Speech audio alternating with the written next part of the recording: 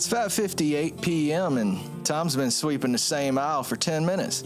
The hardware store closes at 6 and he's 70 years old. His feet are killing him, man. He's got maybe 1 good hour left in him before he needs to sit down.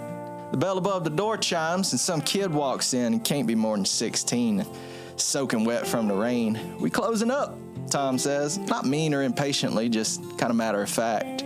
"Please," kid's voice cracks. I just need a lock for a door." There's something in that voice, not just urgency, but fear. Tom stops sweeping. "What kind of lock?" "I don't know, just one that works, one that keeps people out."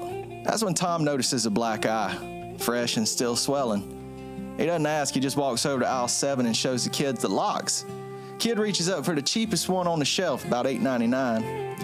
"Nah, that's no good, that's garbage," Tom says. "It won't stop anybody who's determined." He hands him a deadbolt, $35. "This one's way better. Ain't nobody getting through that lock." Kid swallows hard and he looks down at the floor. He says, "I only got about $12 in change, sir." So they stand there for a minute. Rain drumming on the floor, store empty except for the 2 of them. Tom takes that deadbolt, walks it to the register and rings it up. $12. Look at that. It's like one of those one-day sales. Must be your lucky day. The kid knows. There's no sale. This old man, he's just doing this to be nice. But it doesn't matter. Kid tries not to cry. He fails. Tom bags up the deadbolt and even comes with a free screwdriver, he says as he tosses one in the bag. "You know how to install it?" Tom asks. Kid shakes his head. "You got 20 minutes?" They drive in Tom's truck. They don't talk much. The kid directs him to a rundown duplex on the east side of town. Upstairs apartment, door frame all cracked and busted. Old lock hanging there loose. Tom installs the deadbolt. Takes him 15 minutes. Tests it out. It's solid. He hands the kid the keys. Someone tries to get in. He says, "You call 911, you hear me?" Kid nods. Tom's halfway to his truck when he hears it. "Why?" He turns around. The kid's standing in the doorway, all backlit by a dim overhead bulb, holding those keys like they made of gold. "Why'd you help me?" Tom thinks about his own son. 20 years ago, different city, same desperate eyes. Nobody helped him. "Because you asked me," Tom said. He drives home and he doesn't tell his wife about it, and he doesn't really even think much of it after that. 3 weeks pass and some woman walks into the store, 40-something maybe, tired eyes, but she's smiling. "Are you Tom?" "Yes, ma'am. My son told me about you," she says, "about the lock. His father, my ex-husband, he's not a good man. That lock, it kept us safe. It gave me time to get the restraining order. It gave us time to breathe." She hands Tom an envelope. "It's not much. It's the $30 we owed you plus a little extra." Tom tries to refuse it, but she just will not have it. "You didn't just sell my son a lock," she says. "You saw him. You saw us. When we were invisible to the world, you took notice." After she leaves, Tom opens that envelope up and it's $60 in there with a note written in messy teenager handwriting. "Installed 3 more locks for neighbors who needed them. Taught myself how. Going to go to trade school next year. Maybe I'll work in a hardware store someday. Maybe I'll be somebody like you. Thanks again, Marcus." Tom's manager walks by and notices him standing there, tears running down his face. You okay, Tom?" Yeah. That night, Tom doesn't rush to lock the door at 6. Nah, he waits. 2 minutes pass, then 5, and 10. Why? Well, just in case. Just in case someone walks in at 5:58 p.m., soaking wet, desperate, needing more than just a lock. Because Tom learned something that day. The last customer of the day, well, it just might be the most important one that you ever serve. You know, Hebrews 13:2 says, "Do not forget to show hospitality to strangers, for by doing so, some people have shown hospitality to angels without knowing it." Now, I'm not saying that kid was an angel. Honestly, he probably wasn't. But what I am saying is Tom had a choice. He could have looked at the clock, pointed at the close sign, told that kid to come back tomorrow. Could have let him walk out with that cheap, useless lock that wouldn't have done nothing to protect him. And honestly, nobody would have blamed him if he had.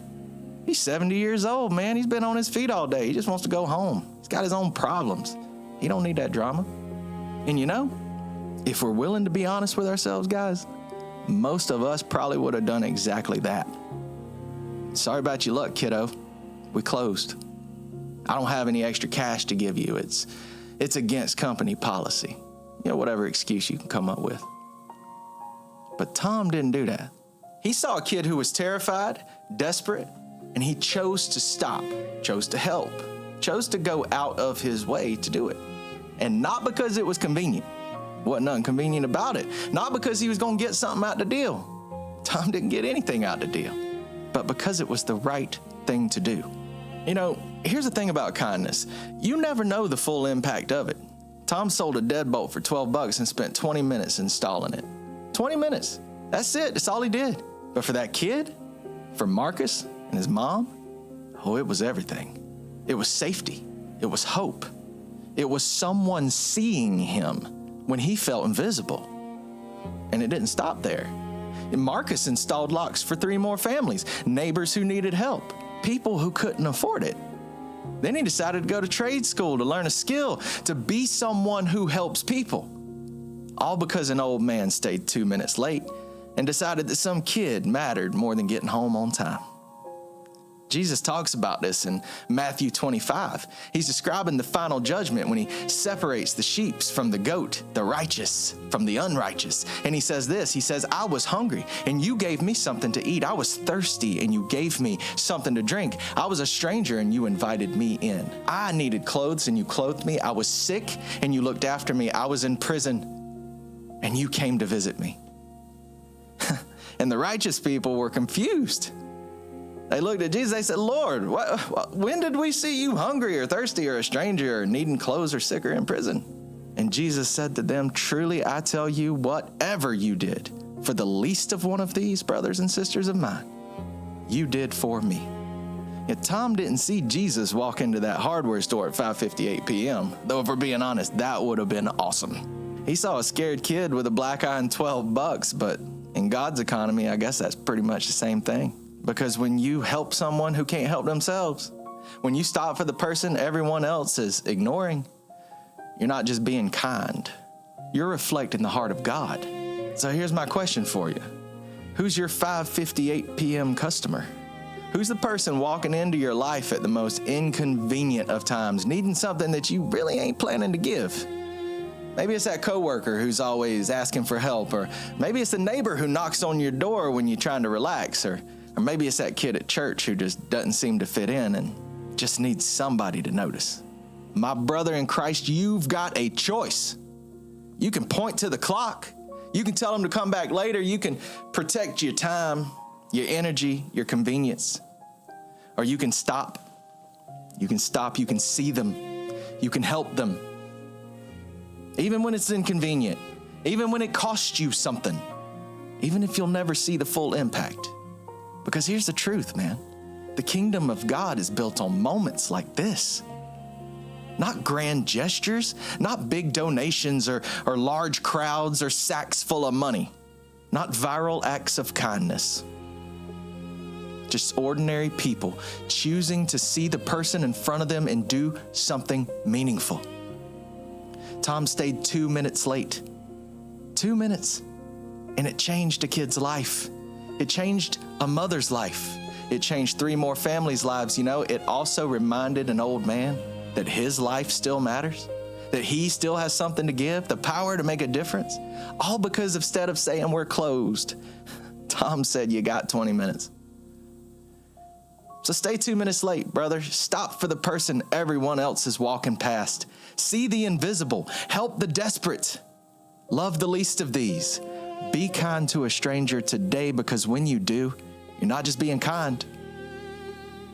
You're doing what Jesus would do. And that has the power to change everything, brother.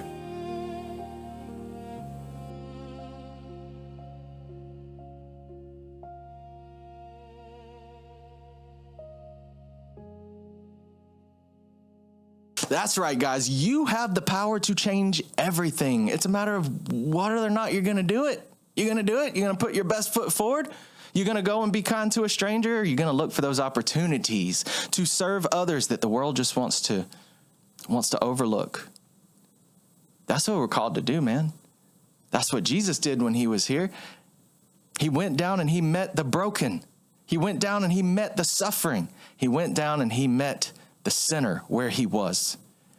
And he invited them into a better life. Guys, you can do the same thing with the smallest of gestures. Have you seen that person who's down on their luck? Have you seen that person who's struggling with life? And you wonder, how does this person end up like this? Have you ever considered that maybe their story's bigger than what you could possibly understand? Have you ever considered that maybe all they need is a little bit of help? Guys, be the help. Be the help today. You may just be helping angels, according to the Bible. I don't know. Let me know in the comments what you think. Share with us a story where you helped a stranger in need, where you were able to give back and be the face and be the light and be the hands and feet of Christ. Guys, that is all the time we have for you this week on the Southern Drawl Podcast. Until next week, guys, be free, be blessed. Peace.